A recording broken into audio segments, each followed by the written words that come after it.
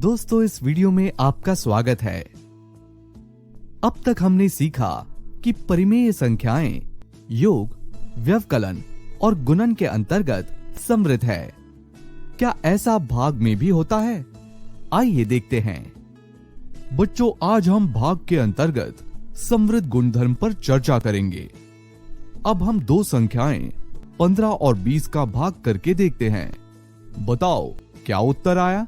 Sir, इसका उत्तर आया 3/4। शाबाश राहुल। बच्चों, अब इस सारणी को देखिए।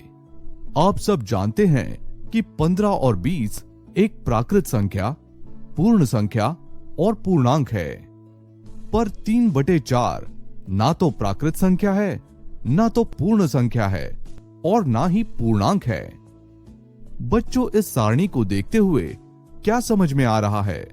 सर, इस सारणी को देखने पर यह पता चलता है कि प्राकृत संख्याएं पूर्ण संख्याएं तथा पूर्णांक भाग के अंतर्गत समवृत नहीं हैं।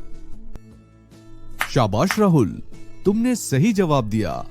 पर क्या ऐसा परिमेय संख्याओं के साथ भी होगा? चलो देखते हैं।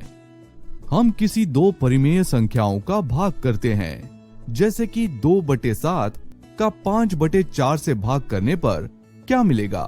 सर, हमें 8/35 प्राप्त होगा और ये एक परिमेय संख्या है। बच्चों, अपनी कॉपी में इन सवालों को हल करो।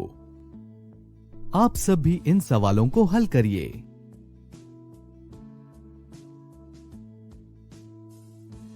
आशा करते हैं कि आपका उत्तर एक परिमेय संख्या आई होगी।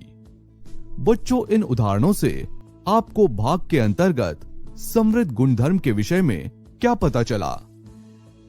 सर, जब भी दो परिमेय संख्याओं का भाग हुआ, हमें उत्तर में हमेशा एक परिमेय संख्या ही मिली।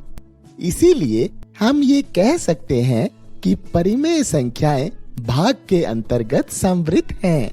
नहीं मोहन, ऐसा नहीं है। मैं समझाता हूँ। बच्चों, अब बताओ कि क्या 0 एक परिमेय संख्या है? हाँ सर, क्योंकि 0 को हम p/q के रूप में लिख सकते हैं, जहाँ की q 0 के बराबर नहीं हो। q कोई भी संख्या हो सकती है, जैसे कि 2। चलो किसी परिमेय संख्या को 0 से भाग करके देखते हैं, जैसे कि 2/0।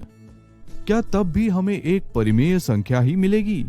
2/0 को हम 2/0 भी लिख सकते हैं, जो कि अपरिभाषित यानी नॉट डिफाइंड होता है। सही जवाब मोहन। इससे क्या पता चला? सर, इसका मतलब कि ये जरूरी नहीं कि परिमेय संख्याओं का भाग करने पर परिमेय संख्या ही मिले। सर, तब तो परिमेय संख्याएं भाग के अंतर्गत समवृत नहीं हुई। हाँ बच्चों, परिमेय संख्याएं भाग के अंतर्गत समवृत नहीं है। पर यदि हम 0 को शामिल ना करें तो दूसरी सभी परिमेय संख्याओं का समूह भाग के अंतर्गत समवृत है। बच्चों, अब तक हमने सभी संक्रियों के लिए परिमेय संख्याओं के समृद्ध गुणधर्म को जाना और हमने देखा कि परिमेय संख्याएं योग, व्यवकलन तथा गुणन के अंतर्गत समृद्ध है, पर भाग के अंतर्गत समृद्ध नहीं है।